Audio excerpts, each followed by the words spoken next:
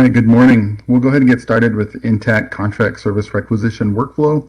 And so for today's seminar, we're going through this agenda, just a general overview of what this workflow is.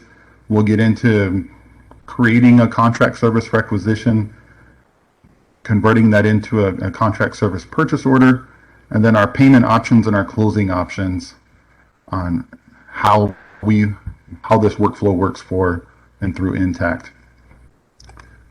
So in our general overview, here's the basic table of what this workflow consists of. First is the contract service requisition. Once we get approval and it gets into a pending state, there's an encumbrance entry created that would affect our financial report and our budget.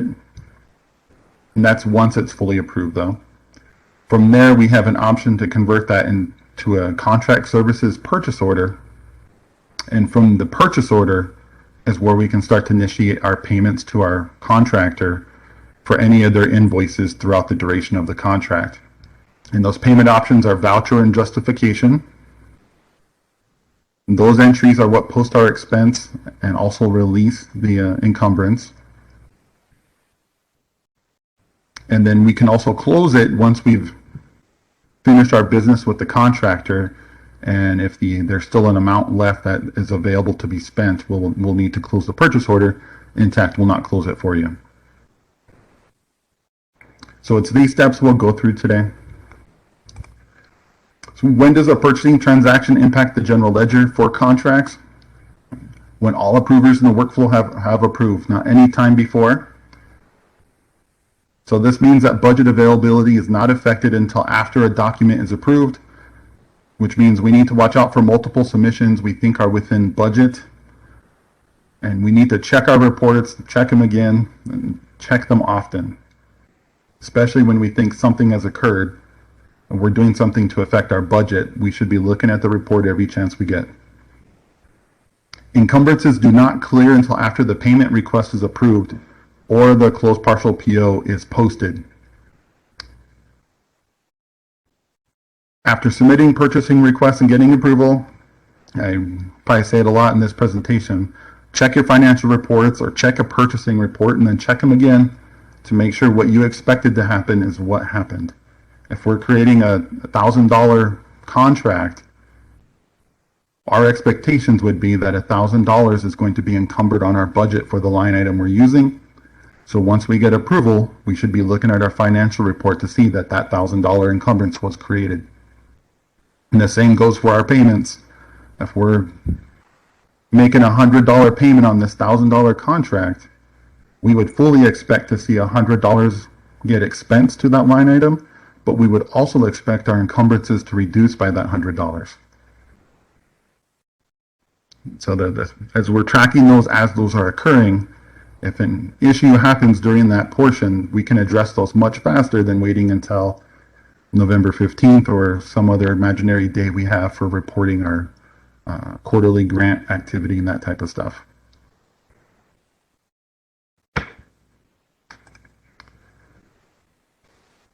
For contracts, we use the vendor IDs. I had a little section here from the personnel manual about what a contractor is, and that's someone who's hired through a contract agreement and worked through procurement and finance. The earnings of an independent contractor are subject to self-employment tax and will submit invoices to RST procurement. Paperwork is handled out of finance, not the personnel department. What this means, number one, in Intacct, we're not going to use our employee IDs to create a contract for a person. The employee ID in Intacct is generated from Workforce Go, and its primary use is for travel and other business-related expenses and recording our payroll activity, not for contract use. As we can see here from the personnel manual, contractor isn't an employee. Please use vendor IDs. Those are the IDs that start with a V for contractors. If the vendor ID doesn't exist for the person, so we're looking for someone who happens to currently be a tribal employee, or they were at one point, so they have an employee ID. If that's the only thing that exists for them, your responsibility then is to go through the requesting a new vendor process to initiate that request with the revenue office to get that person approved as a vendor in Intacct.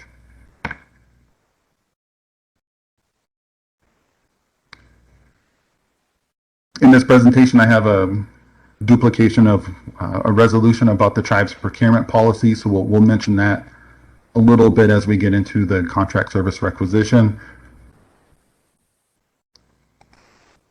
And then finally, tribal business license. No person shall engage in business upon the reservation without a valid business license issued by the tribe.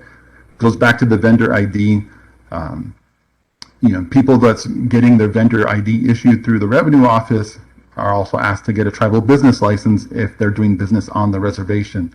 An employee ID that's issued doesn't mean that person is a valid vendor of the Rosebud Sioux tribe. So we ask that you use the vendor ID or request so that this stuff can be done and the vendor can be licensed properly for business within the reservation. Okay, so we'll go ahead and get into the contract services requisition workflow. Anytime you have questions, feel free to use that chat box in the bottom right corner of your screen.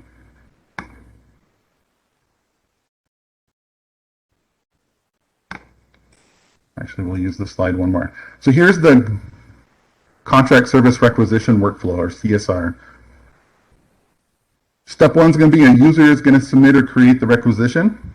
Next step, when they do that, means the program approver, that's the person designated for that department to approve, their responsibility is to review that request. At that stage, the document state is going to stay submitted on the screen of Intacct. When that person approves, that gives the program monitor now the responsibility to review and make a approval decision. And that will say partially approved. And this continues through the CFO, the treasurer, and the president. That state will always say partially approved until someone either declines it, so it changes to declined, or the president gives final approval, and then that will change to pending. So when we're looking up our contract, we can see the state as just saying partially approved, but that could mean that one of 4 people haven't made a decision yet on whether or not to approve the request.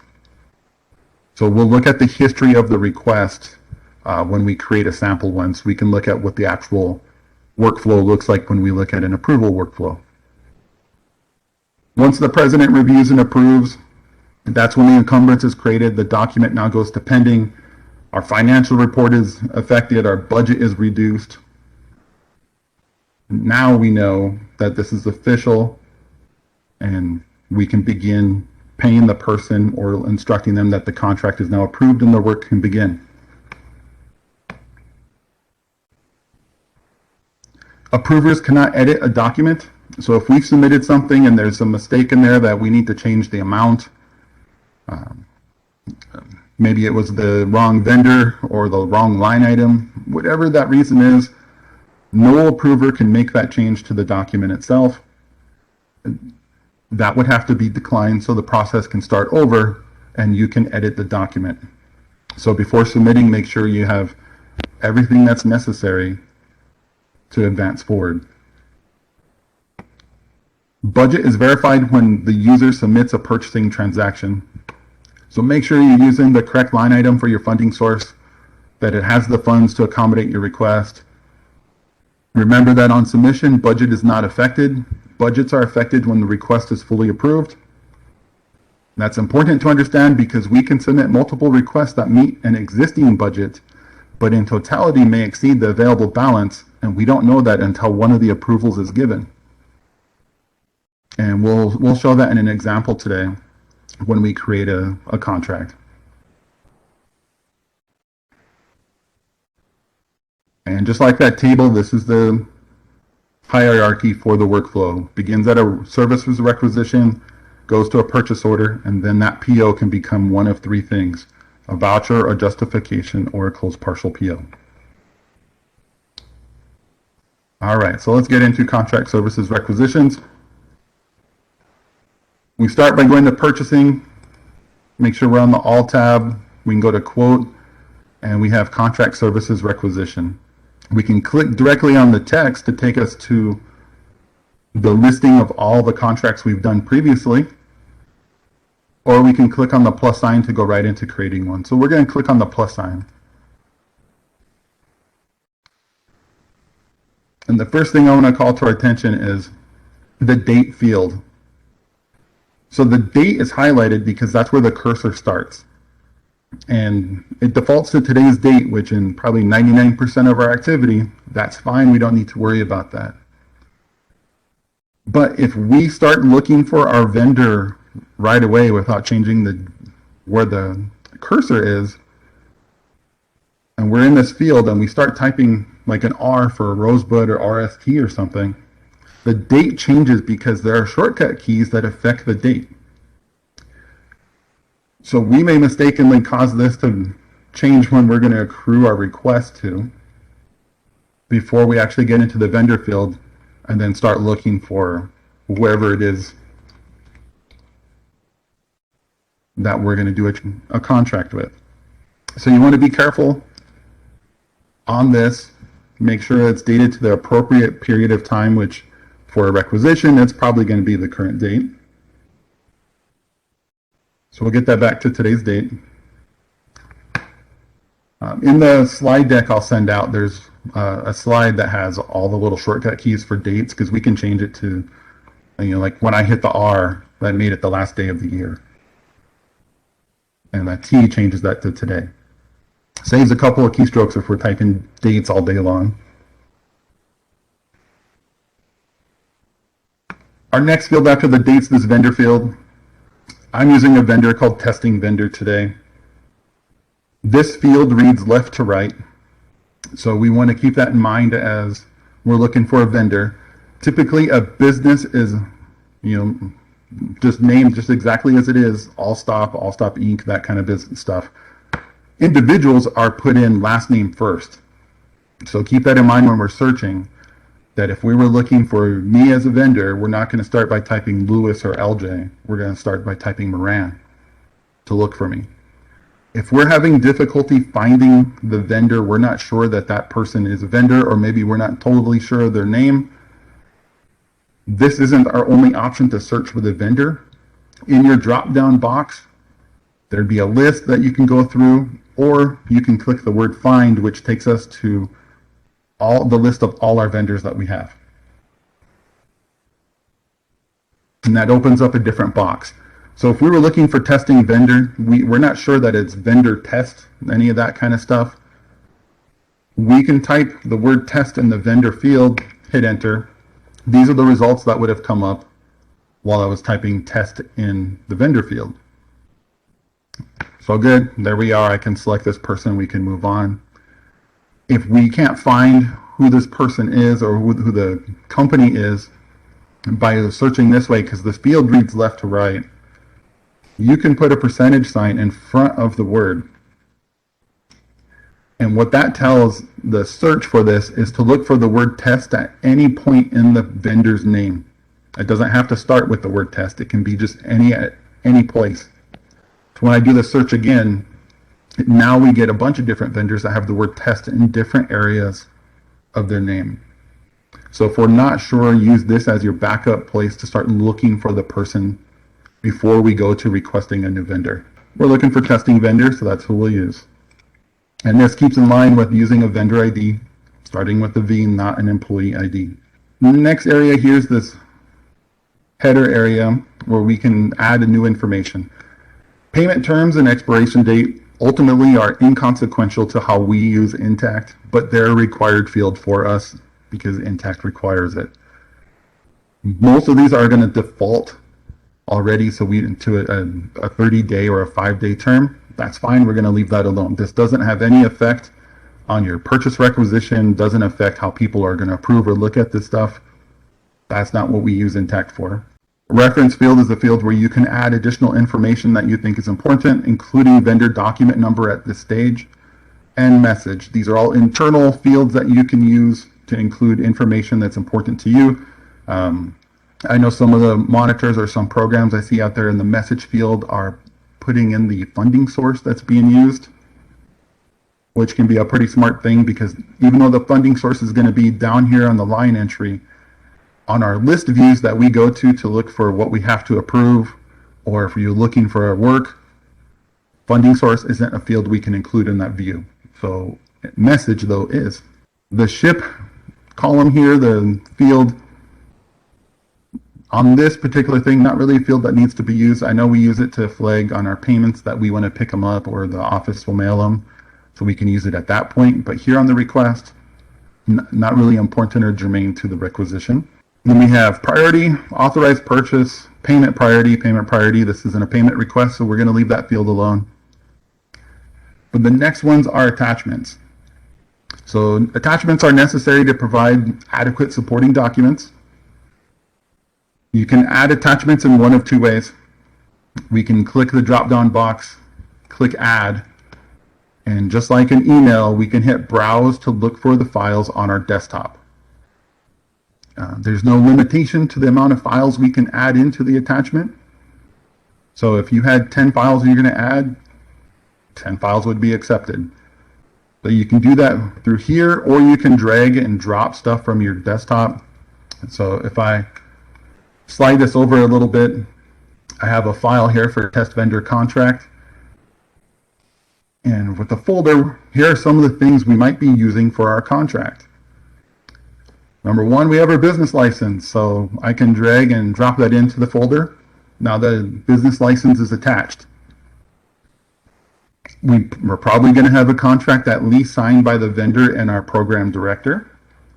So now we're going to add our contract so that those who are reviewing this request can see what the request is for or what the work is to be performed. An EPLS, excluded party list report, to give us the status of the vendor, whether or not they can receive money from the federal government.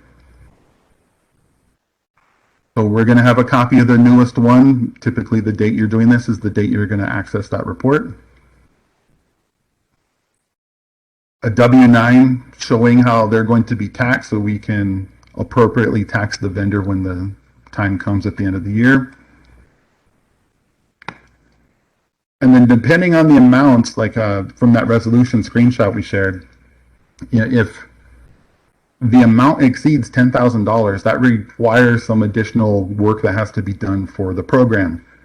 We're going to have to put bids out there, advertise for bids from contractors that they'll submit their proposals for us to consider. And by resolution, the council will approve which one of those vendors is going to be there. So if this request was going to exceed $10,000, you're going to include that paperwork that includes the resolution, a copy of the bid, copy of the advertisement, that type of stuff, which may be necessary if you're funded through a grant that needs to see that information. And another document that might be needed is if your funding agency requires approval for a certain type of contract or dollar amount, you may have that included too. So at this point of creating a request, we want to make sure that all of the documents that we're creating or that are needed to support our request are included at this time.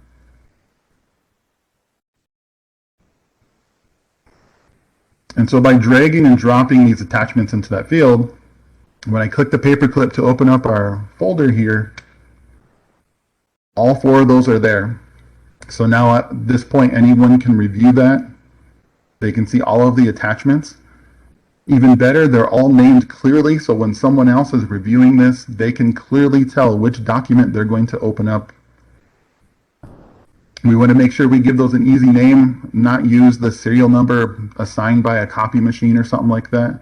Make it easier for the people that's reviewing your request. If we needed to add more attachments from this point, you can drag and drop to that box. Or if we click the drop-down box, a mistake I see occasionally is we think the word add is going to mean add more to that folder. That's not what add does. Add actually deletes that attachment and starts a whole new attachment. So then we're looking for the original stuff. I know I added it. So, it's Intacct's fault. It's our fault by selecting add. We need to view the folder first, and then we can edit that folder and start browsing and adding attachments if we're not going to drag and drop into the box.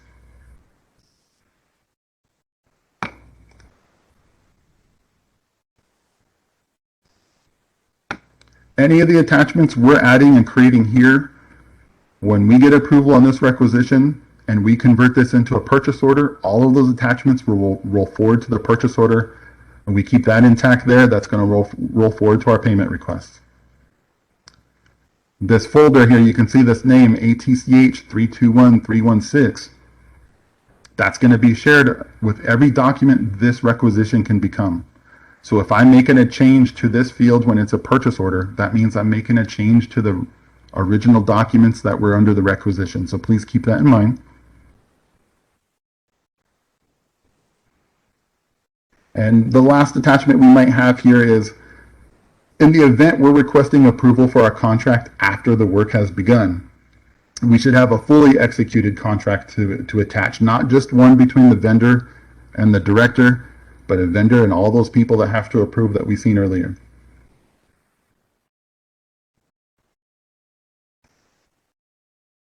Okay, now that we've addressed our header areas, we have our vendor, our date, we have our attachments that support our request.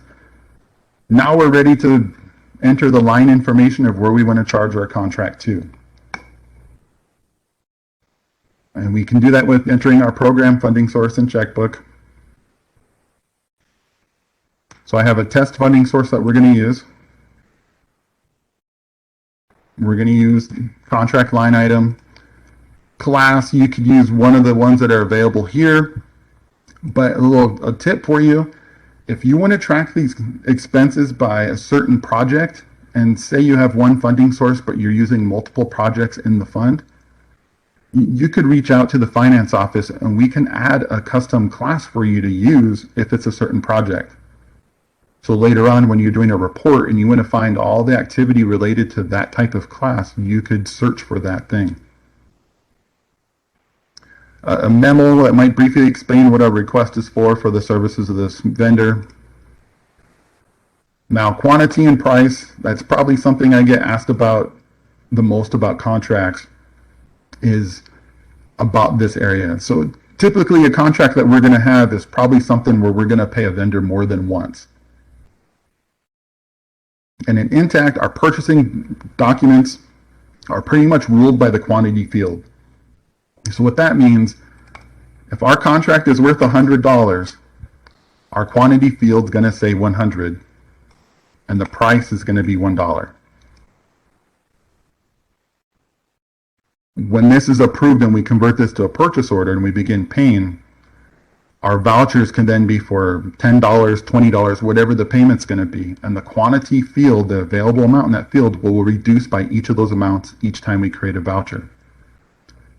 Keeping that difference and that balance open for us to continue to use until we've exhausted the amount of the approved contract. So if we're going to do a $100 contract in this case, before we submit, we have the Spend Insight button here, which can give us a quick view of what's happening with this request should we submit this.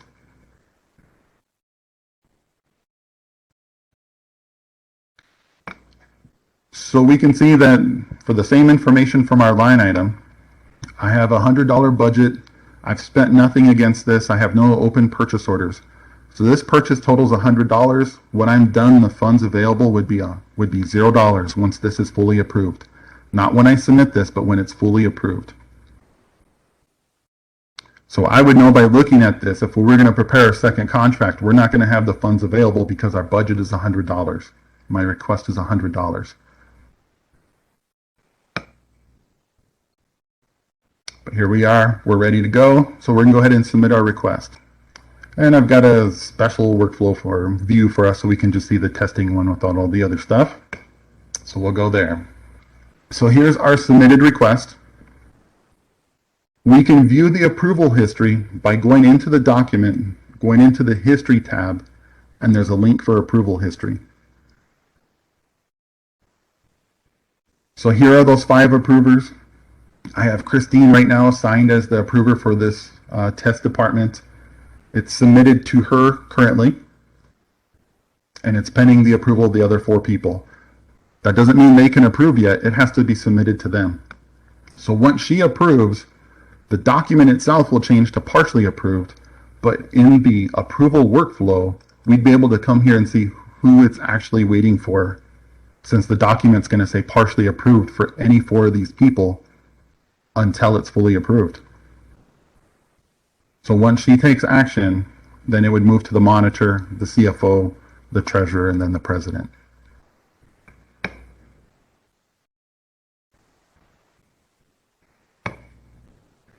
If someone were to decline this and include a comment why they declined in that history box, besides the email you would get that would give you that, in the approval history box, their comment for the reason for the decline would be included if they left one.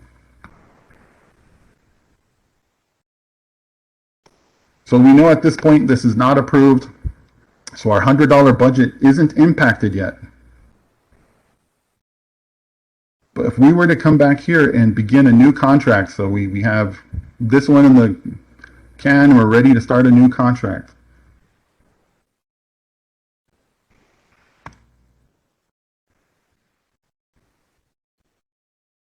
We have testing vendor.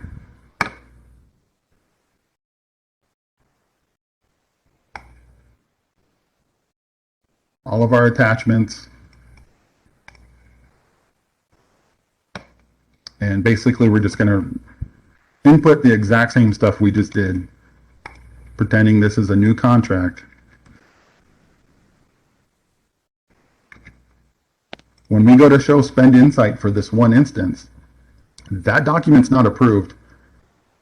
So this makes it appear as though we're ready to go for a new contract.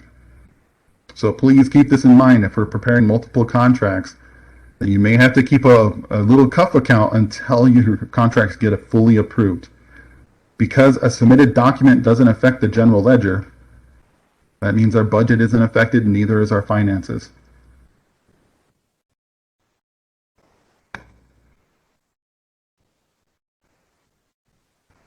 If I were to look at a dimension balance report to look for our encumbrances on this funding source,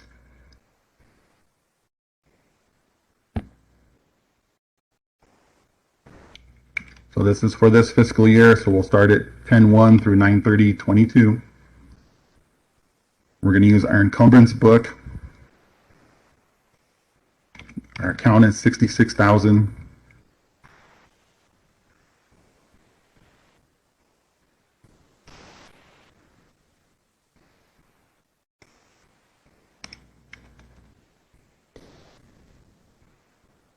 We got testing vendor. So when we view this, we're going to come up blank because this thing isn't approved yet. Now there is a different video on running this report, so I know I went through that pretty fast, but you're welcome to watch the other video that goes through this with a little more detail and explanation on those date fields and selecting that information. All right, any questions about how that budget works? A nice touch on the dimension balances report, besides looking for encumbrances, is we can combine our accrual book, which is where our expenses are.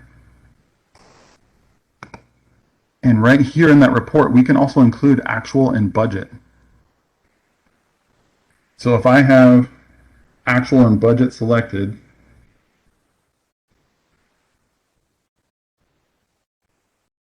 we can get a return on what this information is. So we've got that there. Same thing, my company, my checkbook, my funding source. I'm going to take out the vendor on this one. We don't budget by vendor, so we don't need to have that. And on our dimension values, I want the report to show me funding source, account ID. It says vendor ID. So this is the information that's going to come out. So while we've been talking here, the document was approved. So at this point, we should see our encumbrance. So now we have our budget of $100 here, and there's our encumbrance on that initial request that's now been posted for $100. So when we come back to our request that I was drafting here, when we hit show spend insight for that second request, we now see this request would put us $100 over budget. So if this had been submitted, your approvers for monitor, CFO, treasurer, this would not ring a flag. Nothing would happen. But when the president would go to approve, because that's when the general ledger entry is going to happen, the system would deny him or give him an error because this second entry would potentially put you over budget. And now if we try to submit this, we should get the error message. Reduce the transaction amount or contact budget administrator. Now, the budget administrator is you, the program. So we get this message, we now know we're going to go to our dimension balance report or a financial report, some report that's going to tell us what's going on so we can see why we don't have enough funds available, and then we can make a decision from there to either create a change request in Martis or approach the contract differently than the amount that's being requested. So we have a question that says, do we have to stay on the top level or go to our own program? For purchasing, all activity is done at the top level doors. Some of our programs actually change the level to their own level when they do billing and invoicing. So now let's go back to our workflow here. We have our pending item now that the thing's been approved. So now our responsibility that we've gotten approval is we need to make this a purchase order to get to the next level. And we have another comment, which is a good comment. On the class part, it's likely going to be a required field. Just like budget, it's not going to give anyone else an error until a general ledger entry has to be created, which is when the document gets approved, which means the tribal president is going to get an error message. There's nothing he can do about it for you. It'll have to be declined and the whole thing starting over. And which could be frustrating not only on your part, but on his part when 4 other approvals happen and his thought is it must be good to go. So make sure we're using that class field, even if it's just to pick regular. Thank you for that comment. Lynette says she received an error, which she would at the payment request level because she's the final approver. So if we're at the voucher or justification workflow stage, definitely required field there too. Now that we've gotten our requisition approved, we're ready to make this a contract services PO. We'll go to convert, hit contract services purchase order. And I can't stress this with enough emphasis though, do not make any changes to this document while doing this. Sometimes we make a mistake here where we're thinking this is the payment level. So now we're ready to make this a payment. So we might change this to $10 and then hit post. And now we have a $10 purchase order. And then we submit the purchase order for payment. And now we can access the other $90 because we left that at the very beginning. There's nothing for you to do at this level. All we're doing is hitting convert, contract services PO, and post. Nothing else. Converted it, so it's changed to converted. The PO is now pending. It's pending for us to take action to print or to convert to a purchase order. At this point, we can print this document or email it to our vendor. Hey, we have approval. Contract's ready to go. They can start work. I do want to share a report with you about the issue I'm talking about converting and making changes. If you go to the report center and we search for the word BPO, it's going to lead us to a report called Purchasing Transaction BPO Detail.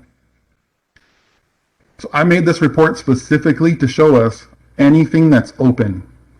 That's a blanket purchase order. So if we've fully exhausted something, that's not going to be on this list.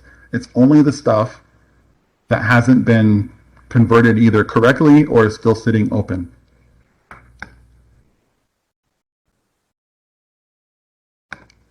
So it defaults to this current fiscal year through whatever current day it is. So today's date is what's listed there.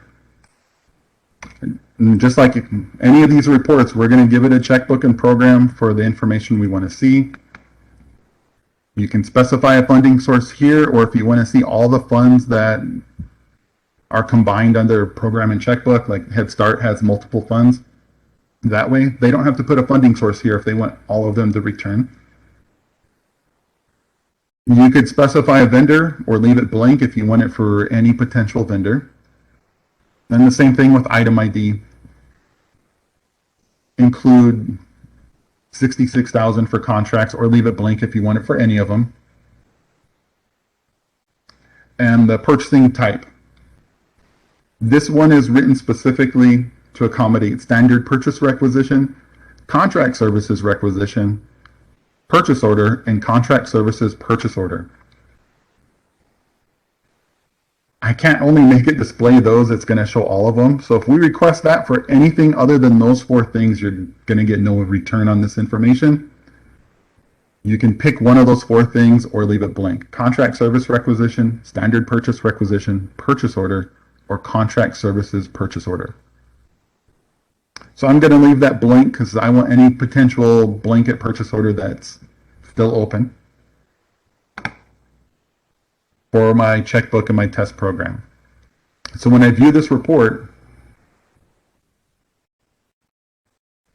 we can see the one document we have open, quantity of $100, nothing converted yet, so 100 remaining. And so for those of you who are using blanket purchase orders, whether it's for contracts or your utilities, whatever it is, great report to use just to look up those blanket purchase orders.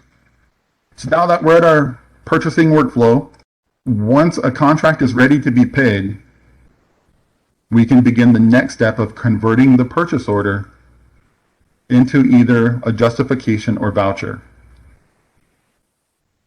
The justification workflow payment might be for one of 2 reasons, which one is if the work started before the contract was approved, the payment for that work is probably going to go through the justification workflow, or if the amount has exceeded the approved contract.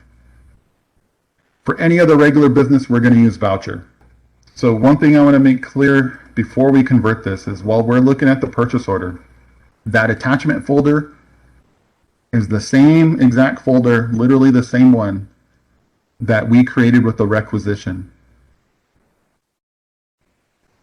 The same attachments.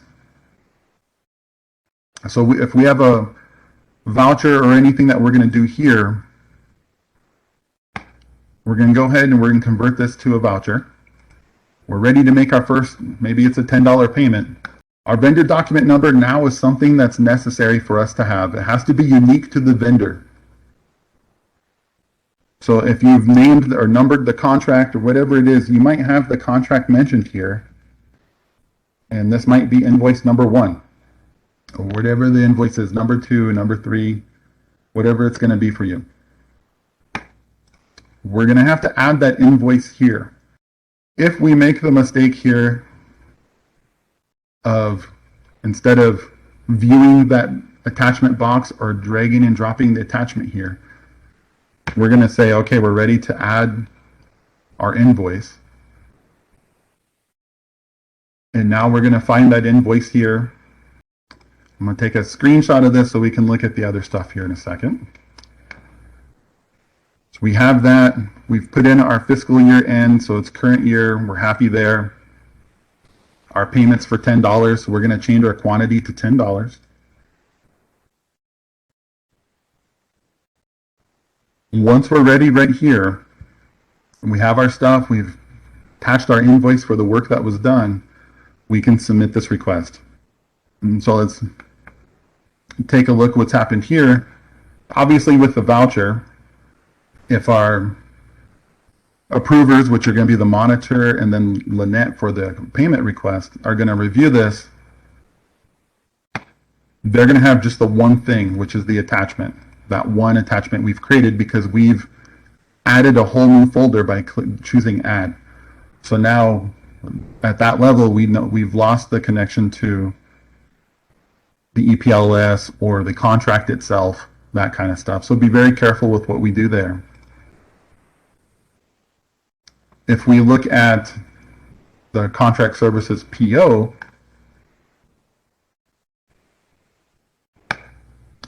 it's all those other attachments and no invoice. And so here's the screenshot of what that invoice number was, or the attachment folder for it, attachment 321349, and the original was 321316. So if someone's asking, where the other documents are, this is going to be the reason why those other documents are now missing from the voucher payment. Now, it doesn't mean now that we need to go start over again. So I'll take a screenshot of this so I know what the attachment folder is. But if we realize that there's that mistake, so the monitor sees that that stuff's missing, but we need that with our payment, we can go back into the voucher. And I know I said earlier, we can't edit this document while it's in for submission. We can't change anything else. We can't change the vendor. We can't change the stuff on the line item, but we can edit the attachment folder. We could come in here, add those other documents that we're missing. Someone made a comment of, I discovered if you cancel the submission for payment and restore all the documents submitted for the very first time. Absolutely. We can stop at our tracks and hit cancel. But that's if we notice that before we submitted it. Now, if we're in the submit level, we're kind of at a juncture of what do we do? Audit purposes, we're probably still wanting those other documents. Our choice with this folder now is you can edit that folder, find those other things, slide them over, and now we've saved that folder, and now we have those payments added. All right, do we have any questions about the voucher part?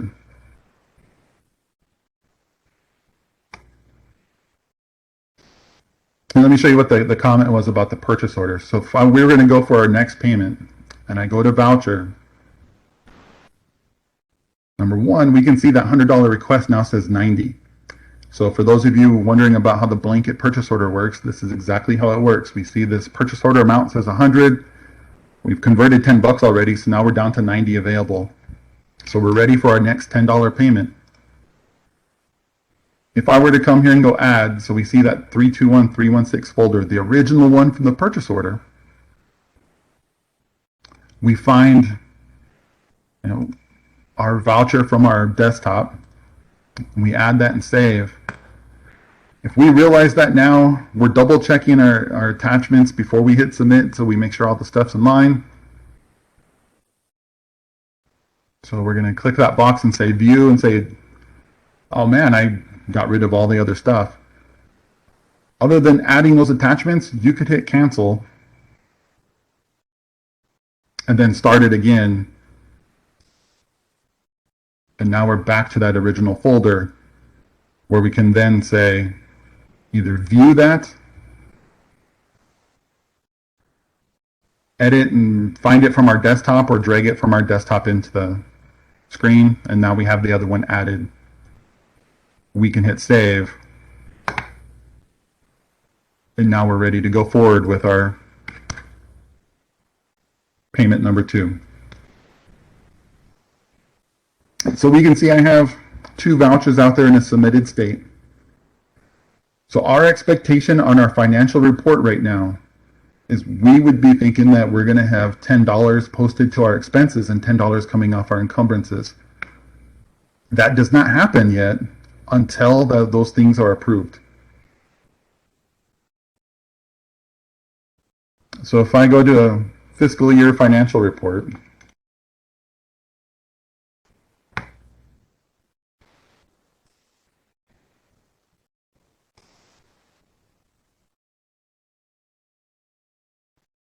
and when we let that run, when that's ready, pretty fast here, that encumbrance still says $100 because we haven't gotten approval on either of those 2 requests.